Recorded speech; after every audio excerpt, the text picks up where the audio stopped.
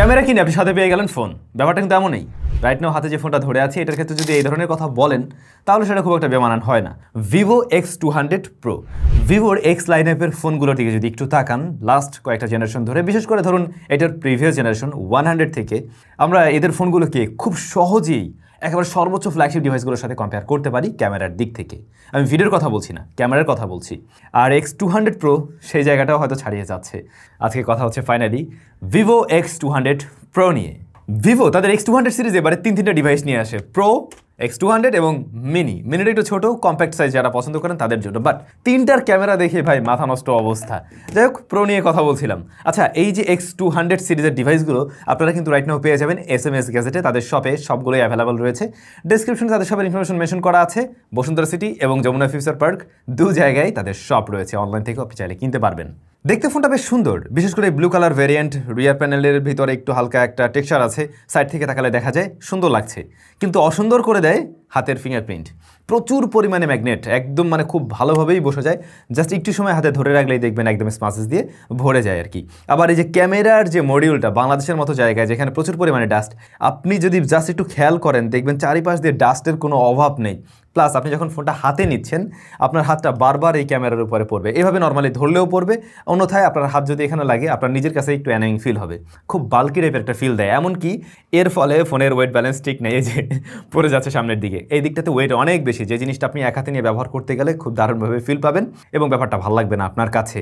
আর একটা সমস্যা আমি ফেস করছিলাম যখন এই ফোনটা দিয়ে আমরা গেমিং করছিলাম, তখন এই যে এই হাতটা দেখুন সরাসরি ক্যামেরা মডিউলের উপরে পড়ছে, এতে করে হাতের ফিঙ্গারপ্রিন্ট এখানেও পড়বে, বাট সেটা মুছে ফেললে খুব সহজেই চলে যায়। কিন্তু এতে করে এই যে লেন্সটা রয়েছে এর উপর যে কোটিংটা আছে সেটা দীর্ঘদিন বাদে সময়ের সাথে হারিয়ে যাবে এবং তখন এই জিনিসটা না দেখতে ভালো লাগবে, না ছবি তোলার সময় তো খেয়াল থাকে না, ছবি আমরা তুলে ফেলি, বাট ওই টাইমটাতে হয়তো ব্লারি ছবি আপনি পেতে পারেন যদি মুছে টুছে ক্লিন না করে নেন। কেসটা ব্যবহার করলে এদিক থেকে একটু সুবিধা পাওয়া যায়, তখন আর এই ক্যামেরার উপরে খুব একটা হাত বা কম লাগে আর কি। বডি ফ্রেমে মেটাল থাকছে, ভাবছিলাম আইয়ার ব্লাস্টার সেন্সর দিবে, বাট ওইটা তো দেয় নাই আর কি। 3.5mm হেডফোন জ্যাকটা এতে নেই। ফিঙ্গারপ্রিন্ট স্ক্যানারের পজিশনটা অনেকের কাছে ফার্স্টের দিকে একটু উপরের দিকে লাগতে পারে, বাট এর সাথে ইউজ টু হয়ে যাবেন, এটুকু শিওর থাকতে পারেন। IP68-69 রেটিং রয়েছে এই স্মার্টফোনে, আর ওজনের দিক থেকে 228 গ্রামের মতো, বেশ ভালোই ওজন এই ডিভাইসের। শুরুর দিকটা দিয়ে আমি ক্যামেরা নিয়ে কথা বলতে চাই, কারণ ইহা ক্যামেরা ফোন। রিয়ারে 3টে শুটার রয়েছে, 50 মেগাপিক্সেলের মেইন শুটার যা সনির LYT-811। প্রিভিয়াস জেনারেশনের সাথে কম্পেয়ার করতে গেলে সাইজটা একটু ছোট, বাট কোয়ালিটিতে কিন্তু কম্প্রোমাইজ করে নাই। বাট গেম চেঞ্জার 200 মেগাপিক্সেলের যেটা হলো গিয়ে পেরিস্কোপিক জুম লেন্স, এইটা স্যামসাংয়ের আইসোসেল HP9, যেটা মূলত 3.7x অপটিক্যাল জুম দিতে পারে, যেখানে আমরা আইফোনের ক্ষেত্রে দেখতে পাই এখন কি 5x অপটিক্যাল জুম দিচ্ছে, স্যামসাংয়ের ক্ষেত্রেও তাই দেখছি।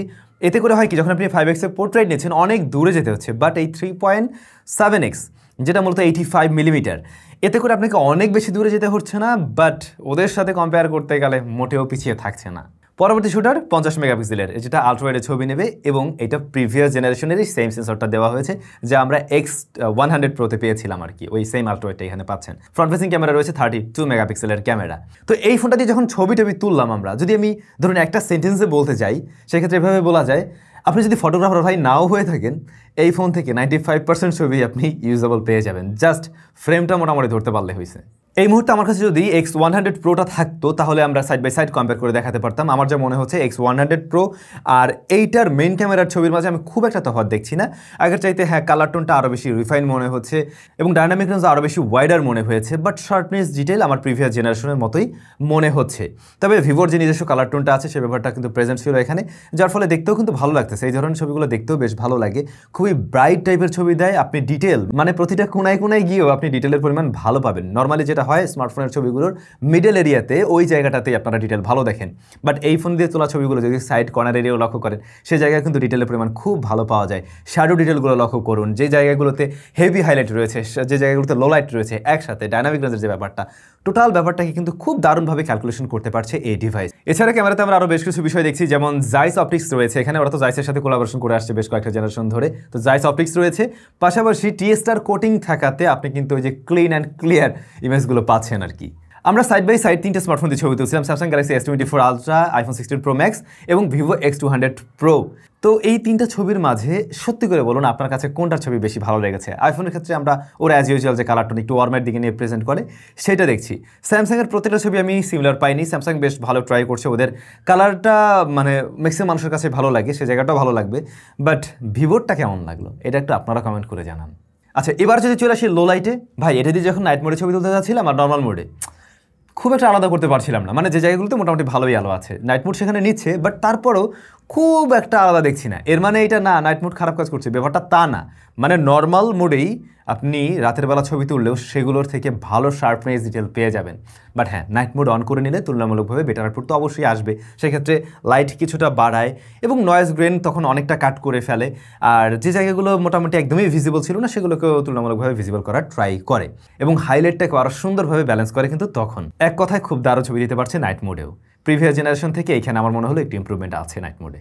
ফাইনালি আসল জায়গা, যে জায়গায় মোটামুটি সবাইকে বিট করতে পারছে, এমনকি ওর নিজের প্রিভিয়াস জেনারেশনকেও বিট করছে, আর আইফোনকেও বলেন স্যামসাংকেও বলেন, আমি বলবো সেই জায়গায় বিট করতে পারছে ওর এই 200 মেগাপিক্সেলের পেরিস্কোপ জুম লেন্সটা। এইটা কিন্তু ভাই সত্যিই কাজে লাগার মতো ছবি দিচ্ছে। যেমনটা আপনারা দেখছেন 10x করার পরেও সেই ছবিগুলোকে চাইলে খুব সহজে আপনি কাজে লাগাতে পারেন। তবে শুধুমাত্র জুমের ছবিই না, আপনি পোর্ট্রেট মোডে দারুণ খেলা পাবেন। প্রত্যেকটা ফোকাল লেন্থেরই পোর্ট্রেট কিন্তু বেশ দারুণ ছিল। বাট পার্সোনালি আমার কাছে বেশি ভালো লাগছে 85mm এর। আমি সাইড বাই সাইড সবগুলো দিয়ে দিলাম। এমনকি আপনি 135mm পোর্ট্রেটে ছবি তুলতে পারবেন। এজ ডিটেকশন লক্ষ্য করুন, ব্যাকগ্রাউন্ড ব্লারনেসটার দিকে লক্ষ্য করুন, সব কিছুই কিন্তু ন্যাচারাল ছিল। তাছাড়া যদি ব্যাকগ্রাউন্ডে হেভি লাইট চলে আসে সেটাকে খুব সুন্দরভাবে ব্যালেন্স করতে পারছে। তবে স্কিন টোন ততটা ন্যাচারাল ছিল না, একটু আর্টিফিশিয়াল, একটু ব্রাইট করে প্রেজেন্ট করে, যে জিনিসটা আপনি স্যামসাংয়ে এবং আইফোনের ক্ষেত্রে একটু কম দেখবেন আর কি। বাট এইটার ক্ষেত্রে হয় কি, দেখতে ভালো লাগতেছে বেশি, কিন্তু আপনি একদম ন্যাচারাল বলতে পারছেন না। আবার এটা দিয়ে আমরা বেশ কিছু মনোক্রম বা সাদা কালো পোর্ট্রেট নিয়েছিলাম, যেগুলোও কিন্তু দেখতে বেশ সুন্দর, একটা মানে স্টুডিও টাইপ একটা ফিল চলে আসে কালার টোনগুলোতে। এছাড়াও নিজস্ব বেশ কিছু ফিল্টার টোন রয়েছে আর কি এখানে, যেগুলো চাইলে আপনারা ব্যবহার করে ছবি তুলতে পারবেন। আবার রাতের বেলাও আমি পোর্ট্রেট তুলে দেখছিলাম। রাতের বেলা কিন্তু অনেকেই পোর্ট্রেটে হিমশিম খায়, বিশেষ করে আইফোনের ক্ষেত্রে রাতের বেলা পোর্ট্রেটে দেখবেন প্রচুর পরিমাণে গ্রেইন নিয়ে নেয়। বাট এইটার ক্ষেত্রে রাতের পোর্ট্রেট কিন্তু তুলনামূলকভাবে বেটার ছিল স্যামসাং এবং আইফোনের তুলনায় আর কি। ভাই আপনারা চাইলে এই জুম লেন্সটা দিয়ে আবার ম্যাক্রো ফটোগ্রাফিও করতে পারবেন এবং সেই ছবিগুলোও কিন্তু দুর্দান্তই আসে, মানে কাজে লাগার জন্য একদম পারফেক্ট। এরপরে ছিল আলট্রাওয়াইড শুটার 50 মেগাপিক্সেলের। এই আলট্রাওয়াইড শুটারটাও বেশ ভালো রেজাল্ট দিয়েছে। হ্যাঁ, detail sharpness detail as a ultrawide বেশ ভালো, বাট যদি আমরা মেইন ক্যামেরার সাথে কম্পেয়ার করে বলি ডেফিনেটলি এটা কিছুটা কমতি আছে। বাট কালার টোনে প্রায় সিমিলারিটিস আমরা লক্ষ্য করছি। ডায়নামিক রেঞ্জ হ্যান্ডেলও ভালো, এমনকি এটা লো লাইটেও ভালো পারফর্ম করে। মানে আলট্রাওয়াইড দিয়ে তো আমরা সাধারণত লো লাইটে খুব একটা ছবি তোলার জন্য সাজেস্ট করি না, বাট এই ফোন দিয়ে আপনি চাইলে তুলতে পারবেন। এমনকি আপনি নাইট মোড অন করে নিয়েও যদি আলট্রাওয়াইডে ছবি তোলেন সেগুলো কিন্তু ইউজেবল রেজাল্ট দিচ্ছে একদম খুব সহজেই। ফ্রন্ট ফেসিং ক্যামেরা অবশ্যই ভিভোর 8-10 স্মার্টফোনের মতো এখানেও ভালো রেজাল্ট করছে। একটু ব্রাইট করে প্রেজেন্ট করে, যারা সেলফি লাভার তাদের আবার এই ছবিগুলো বেশি ভালো লাগবে। একদম ন্যাচারাল না, বাট একটু ব্রাইট করে প্রেজেন্ট করে, দেখতে সুন্দর লাগে। বাট ডাইনামিক রেঞ্জ হ্যান্ডেলও ভালো পেয়েছি এর ফ্রন্ট ফেসিং ক্যামেরায়। ভিডিও রেকর্ড করা যায় ভিভোর এই ডিভাইস দিয়ে 8K 30 FPS এর সর্বোচ্চ। তবে আপনি 4K এর ক্ষেত্রে 120 FPS ও রেকর্ড করতে পারবেন, 60 FPS ও রেকর্ড করতে পারবেন। এখন তো 120 FPS এর যুগ চলছে, বাট 120 FPS এর ভিডিওগুলো দিয়ে আপনি চাইলেই খুব সহজে গ্যালারিতে গিয়ে যে স্লোমো করে ফেলবেন সেরকম সুযোগ নেই, যেটা আমরা আইফোনের ক্ষেত্রে করতে পারতাম আর কি। তবে এডিটিং সফটওয়্যার নিয়ে আপনি নিজের মতো করে তো করতে পারবেনই। আচ্ছা, ভিডিও নিয়ে যদি বলতে চাই, আমার কাছে স্টিল ভিডিওতে আইফোন 16 Pro Max বা আইফোনে এগিয়ে আছে। ইভেন আমরা যদি 4K 60 FPSও বলি সেই জায়গাতেও। আর লেন্স সুইচিংয়ের ক্ষেত্রে আমরা দেখছিলাম ভিভো X100 সিরিজে এসেই কিন্তু খুব দারুণ একটা খেলা দেখিয়েছিল। আইফোন লেভেলে হয় নাই তখনও, বাট স্টিল বেটার রেজাল্ট দিচ্ছিল। এবারে ভাবছিলাম আরও বেশি ইম্প্রুভমেন্ট আসবে এই জায়গায়, বা আইফোনের সমকক্ষ হয়ে যাবে, কিন্তু কম্প্যারিজনে সেটা বলে না। এটা এখনও সেই আগের জেনারেশনের মতোই আছে, এখানে ওরা হয়তো গুরুত্ব দেয় নাই। আই হোপ নেক্সট টাইম আরও বেটার করার ট্রাই করবে। এমনিতে ভিডিওর শার্পনেস ডিটেল ভালো এবং dynamic range handle plus exposure balance করার যে সময়টা সেটাও কিন্তু কম ছিল। এই জায়গাগুলো ঠিকঠাকই আছে। ভাই এটুকু বলতেই পারি, যদি ক্যামেরার জন্য একটা ফ্ল্যাগশিপ ক্যাটাগরির ডিভাইস আপনি কিনতে চান তাহলে এটা আপনার চয়েস লিস্টে মাস্ট রাখা উচিত, অন্তত দেখা উচিত একবার। আবার দাম যদি কম্পেয়ার করেন আইফোনের সাথেও, সেক্ষেত্রে কিন্তু দাম অনেক কম। ইভেন এটা পাওয়া যাচ্ছে 1,05,000 টাকাতে রাইট নাও। তো এটা যদি প্রিভিয়াস জেনারেশনের সাথে আমরা কম্পেয়ার করি, যেটা শুরু হয়েছিল আরও বেশি থেকে, ওটা মনে হয় 1,20,25-এর মতো সেল হচ্ছিল ফার্স্টের দিকে, 100 Proর কথা বলছি। তো সেই হিসেবে এটা শুরুই হয়েছে কম দিয়ে, এবং আপনি কিছুদিনের মধ্যে আরও কিছুটা কম দামে হয়তো পেয়ে যাবেন। আচ্ছা, যদি এবার আসি পারফরমেন্সে, স্মার্টফোনটির প্রসেসর হিসেবে রয়েছে MediaTek Dimensity 9400, যা 3nm এর প্রসেসর। মিডিয়াটেকের এই যে সর্বোচ্চ যে প্রসেসরগুলো লাস্ট কয়েকটা জেনারেশন ধরে আমরা দেখছি উড়াধুরা পারফরমেন্স ডেলিভার করে, কিন্তু ডেলিভার করতে গিয়ে হেভি হিট জেনারেটও করে এবং তখন পারফরমেন্স ড্রপ করে থার্মাল থ্রোটল করতে দেখছিলাম। বাট এই প্রসেসরটার ক্ষেত্রে এসে যেটা মনে হচ্ছে যে ওরা এটার অপটিমাইজেশন বলেন, মানে ইভেন ভিভো এর সাথে অপটিমাইজেশন ভালো করছে, একই সাথে এই প্রসেসরটাই ওই আগের মতো মাথা গরম টাইপের ওই ব্যাপারটা আর নেই। ফোনটা মার্কেটে আসছে 12 এবং 16 জিবি র্যামে 256 512 এবং 1 টিবি স্টোরেজ ভ্যারিয়েন্টে। আর স্টোরেজ টাইপ UFS 4.0, আলাদা করে মেমোরি কার্ড ব্যবহার করার সুযোগ নাই, যেহেতু আপনাকে আগেই চয়েস ঠিকঠাক করে নিতে হবে কোনটা আপনি নিতে চাচ্ছেন। এটা রান করছে কিন্তু original OS 5 based on Android 15, 3 বছরের মেজর আপডেট পাওয়া যাবে। ডে টু ডে টাস্ক সামলাতে গিয়ে এই ফোনটা কিন্তু খুব একটা হিট জেনারেট করেনি, ভালো পারফরমেন্স ধরে রাখতে পারছে এবং কখনো মনে হয় না যে এটা ওভারহিট হচ্ছে। হালকা ওয়ার্ম হয় কিন্তু খুব একটা হাতে ফিল দেয় নাই। বাট যে জিনিসটা মনে হলো, এই ডিভাইসটার রিয়ার প্যানেলের তুলনায় ডিসপ্লে সাইডটাতে হিটটা বেশি আপনি ফিল পাবেন আর কি। তো সামহাও এই দিকটাতে আর কি হিটটা একটু বেশি আসে। বাট আমরা যখন থার্মাল থ্রোটল টেস্ট করলাম, কয়েকবার আমি টেস্ট দিলাম, সেখানে গিয়ে কিন্তু CPU থ্রোটল করতে দেখছি একটা 50% ইভেন, আর একটাতে 63%। কিন্তু রেগুলার ইউসেজে যখন আপনি হেভি অ্যাপ ইউজ করবেন, যেগুলোতে একটু বেশি ইন্টারনেট ব্যবহার করে, হেভি ইন্টারনেট ব্যবহার করে, সেগুলো ব্যবহার করতে গিয়েও কিন্তু আমি হাতে ওরকম হ্যান্ড ফিল পাই নাই, বা তখন ফোনটা অত অতিরিক্ত গরম হতে দেখিনি। চাইনিজ ভ্যারিয়েন্টের ফোনগুলোতে নোটিফিকেশনের কিছু ইস্যু আছে যা এই ফোনে ফেস করতে পারেন, যদিও এই ফোনটার ক্ষেত্রে আমরা এখনো পাইনি। বাট আইকিউর অন্য একটা ডিভাইস আমি পেয়েছি, যেমন IQ Neo 9S Pro Plus।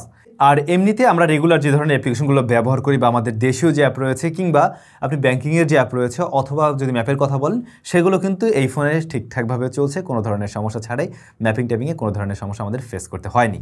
Gaming টেস্টের জন্য PUBG, Genshin Impact আরও বেশ কয়েকটা গেম আমরা প্লে করি। PUBGর ক্ষেত্রে স্মুথ গ্রাফিক্স 120 FPS আমরা প্লে করি এবং স্ট্যাবল পারফরমেন্স ধরে রাখতে পারছিল। 40 মিনিট গেম প্লের কথা যদি বলি, সেক্ষেত্রে আমরা দেখছিলাম এভারেজে 117 FPS ধরে রাখতে পারছিল এই ডিভাইসটা, এবং সর্বনিম্ন আমি নামতে দেখছিলাম 113, এবং ইন্টেন্স মোমেন্টে গিয়েও একদম পারফরমেন্স ঠিকঠাকভাবে ধরে রাখতে পারছিল। আর 40 মিনিট গেম প্লের পরে এই ডিভাইসটার ডিসপ্লে সাইডে তাপমাত্রা আসছিল 38 ডিগ্রির মতো, এবং ব্যাক প্যানেলের তাপমাত্রা আসছিল 36 ডিগ্রির মতো। Genshin Impactর ক্ষেত্রে হাইয়েস্ট গ্রাফিক্স 60 FPS আমরা গেম প্লে করি, এবং মোটামুটি এখানে 59 57 এর মাঝে ওঠানামা করছিল। অ্যাভারেজে আমি 58 বলবো, আর লং রানে গিয়ে এইটা একটু বেশি হিট জেনারেট করছিল। মোটামুটি 40-45 মিনিটের ক্ষেত্রে এইটার ফ্রন্ট প্যানেলটা 41 ডিগ্রিতে চলে আসছিল, এবং ব্যাক প্যানেলটা 39 ডিগ্রির মতো ছিল। আর সেক্ষেত্রে আপনি হাতে ধরে আর কি মনে হবে ফোনটা একটু অতিরিক্ত গরম হচ্ছে, আর ওই একটু অ্যানোয়িং ফিল আপনার কাছে লাগতে পারে ফার্স্টের দিকে এই ক্যামেরা মডিউলটার কারণে আর কি। এর বাইরে আর বেশ কয়েকটা গেম আমরা প্লে করে দেখছিলাম, সেগুলোর রেজাল্টটা কিন্তু ভালো ছিল, খুবই স্মুথ রেজাল্ট দিতে পারছিল। সো বলা যেতে পারে গেমিংয়ের জন্য কিন্তু এই ডিলটা খারাপ না। বাট যদি আমরা কিনা ওই যে স্ন্যাপড্রাগন 8 এলিটের সাথে কম্পেয়ার করতে পারি নেক্সট টাইম একটা কিছু, তাইলে বোধহয় এটা আরও ক্লিয়ার হইতে বোঝা যাবে যে ওইটার থেকে এটা আসলে এগিয়ে আছে নাকি পিছিয়ে আছে। দেখা যাক, সেরকম কিছু আমরা ট্রাই করব। ভিভো তাদের এই ফোনটাতে অন্যান্য ফ্ল্যাগশিপ স্মার্টফোনগুলোর মতো একটা ফ্ল্যাট প্যানেলই দিয়েছে, যার সাইজ 6.78 ইঞ্চ। অ্যামোলেড প্যানেল মূলত এটা 1 বিলিয়ন কালার সাপোর্ট করছে এবং 120 হার্টজ হাই রিফ্রেশ রেট দিচ্ছে। আমাদের টেস্টিংও দেখলাম এটা ঠিকঠাকভাবে পুশ করছে। HDR10+ এর সাপোর্ট রয়েছে, ওয়াইড ভাইন L1 এর সাপোর্ট পেয়েছি, আর ব্রাইটনেস 4500 নিটস। এমনিতেই এটা আউটডোরে ঠিকঠাকভাবে দেখা যাচ্ছিল কোনো ধরনের সমস্যা ছাড়াই। আর এই সুন্দর ডিসপ্লেটাকে প্রোটেকশন করছে আর্মর গ্লাস। চিন বেজেল কিন্তু বেশ ন্যারো এবং সিমেট্রিক্যাল, সে সাথে পাঁচল কাটআউট যেটা রয়েছে সেটাও বেশ ছোট। আমাদের টেস্টিং পিরিয়ডে আমরা কোনো ধরনের টাচ রেসপন্সজনিত প্রবলেম ফেস করিনি, এবং কালার রিপ্রোডাকশনও ঠিকঠাক মনে হয়েছে। অ্যাজ এ ফ্ল্যাগশিপ ক্যাটাগরির স্মার্টফোন আমরা ডিসপ্লে নিয়ে সন্তুষ্ট আছি। আচ্ছা, স্পিকার আছে দুইটা, অবশ্যই stereo speaker. But speaker quality যদি কম্পেয়ার করেন আইফোনের সাথে বা স্যামসাংয়ের সাথে, তাহলে কিন্তু একটু পিছিয়ে থাকবে, সেটা আপনি শুনলেই বুঝতে পারবেন আর কি। ফিঙ্গারপ্রিন্ট আন্ডার ডিসপ্লে আল্ট্রাসনিক পজিশনটা একটু উইয়ার্ড লাগতে পারে, একটু উপরের দিকে লাগতে পারে। এটা ফাস্ট এবং ফাস্টই আর কি। Battery 6000 mAh silicon carbon battery, 90 ওয়াটের চার্জার রয়েছে। 45 মিনিটের মধ্যে আপনি 0 to 100% চার্জ করতে পারবেন। আর ব্যাকআপ আমাদের হেভি ইউসেজ আমরা দেখছিলাম 7 আওয়ার্সের মতো SOT দিতে পারছে, তবে লাইট ইউসেজে এটা 10 আওয়ার্সের বা 10 আওয়ার্স প্লাসও দিতে পারে। সেক্ষেত্রে বলা যেতে পারে আপনি একদিন খুব ভালোভাবে ব্যবহার করতে পারবেন এই ফোনটা কিন্তু পাওয়া যায় 4টা কালার ভ্যারিয়েন্টে, ব্লু, আরেকটা আছে ব্ল্যাক, আরেকটা আছে টাইটানিয়াম গ্রে এবং হোয়াইট কালার ভ্যারিয়েন্ট। এই জিনিসটা কিন্তু আমার কাছে বেশ ভালো লাগছে, বেশ বোল্ড টাইপের একটা ডিজাইন, তবে ফিঙ্গারপ্রিন্ট ম্যাগনেট। তো এই ছিল ভিভো X200 Pro। X200 এর সাথে যদি কম্পেয়ার করি আপনি সিমিলারিটিস সব জায়গায় দেখবেন, তবে এইটাতে কিন্তু 200 মেগাপিক্সেলের ক্যামেরাটা নেই এবং ব্যাটারিটা একটু ছোট। এই জায়গাগুলোতে একটু কস্ট কাটিং করা হয়েছে, একটু কমতি আছে, যে কারণে উনি ছোট ভাই। বাকি জায়গাগুলোতে কিন্তু আপনি সিমিলারিটিস পেয়ে যাচ্ছেন, এবং এটার দামও সে কারণে অনেকটাই কম রয়েছে। দামটা আমি এখানে দিয়ে দিলাম কারেন্ট প্রাইসটা। তো যদি মনে হয় যে ক্যামেরাতে ওইটুক জায়গায় কনসিডার করবেন এবং বাকি জায়গাগুলো মোটামুটি ঠিকঠাক থাকলে চলবে, সেক্ষেত্রে আপনি বাজেট কম থাকলে এটাকেও দেখতে পারেন। আর কম্প্যাক্ট চাইলে তো এটা আছেই। আর এই ডিভাইসগুলো নিয়ে আমরা চাই, যেহেতু আমাদের হাতে অল্প সময় আছে, আর একটু লং টার্মের পরে একটা ইন ডিটেলে ভিডিও দিতে, এমনকি স্যামসাং বা ওই আইফোনের সাথে আরও ভালোভাবে কম্পেয়ার করে একটা ভিডিও দিতে। সেক্ষেত্রে আপনারা আরও বেশি ক্লিয়ার হতে পারবেন। বাট সেটার জন্য আমরা আরও হয়তো 1-2 মাস সময় নিতে চাচ্ছি, কারণ সেক্ষেত্রে বোঝা যাবে এই প্রসেসরের পারফরমেন্স কী বা এই এডিটেরই বা কী অবস্থা। আশা করছি তখন আপনারা আরেকটা ভিডিও পাবেন। তো আপনাদের কাছে কেমন লাগলো অবশ্যই কমেন্ট করে জানাবেন। সবাই ভালো থাকবেন, অনেক বেশি ভালো।